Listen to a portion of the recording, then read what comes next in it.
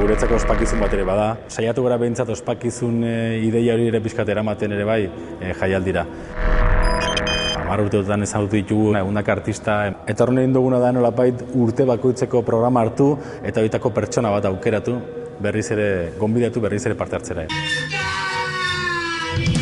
Etxekoak edo kanpokoak, musika egiten dutenak edo soinua lantzen dutenak. Mota askotako sortzaileek bat egiten dute urtero, disiplina artistikoa anitz eta hainbat egoera nahasten eta sorrarazten.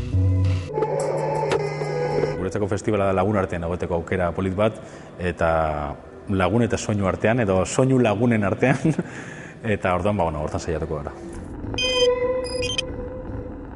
Gauza desberdin mordo bat dago, baude nolabaiteko musika esperimentalaren edo minimalismoaren artista klasiko batzuk, ez? Badago improvisazioa, badaude pieza konposatuak, badago musika elektronikoa, musika elektroakustikoa, badago performanza, egongo da urtenera antzerkia. Aukera zabal horretan ere, liburu aurkezpena egingo dute aurten. Ertzek, matxin soinu artistarekin elkarlanean, 2 urtez landutako zarata eta kapitalismoa plazaratuko dute. Horren aitzakien ere bai, pixka bat ere, erreflexio bat egingo dugu, zer suposatzen duen arte mota hau egiteak eta ze funtzio edo ze zentzu sozial dutkan, ze erranai sozial sortza dituen. 2000 urtean lehen aldiz jaialdia antolatu zenetik, hausnarketa izan du lagun Ertzek.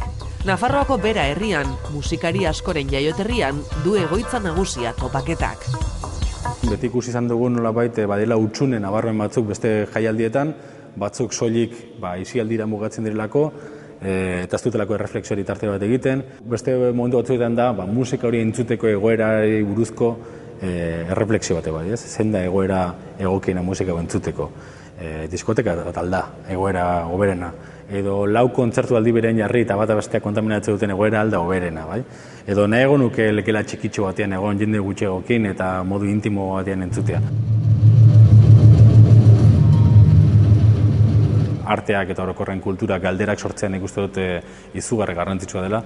Eta orain guretzako oraindikan Ertz galdera handi bada eta handikan ez dakigu zehazki zer gertatuko den, ez? Behin bukatu ondotikan horrerak bere refleksioak, bere ondorioak aterako ditu.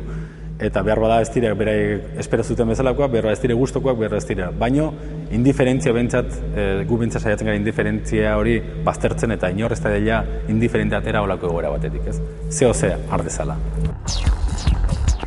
Gaur egungo sorkuntzaren leihoa da Ertz bertzen musiken jaialdia.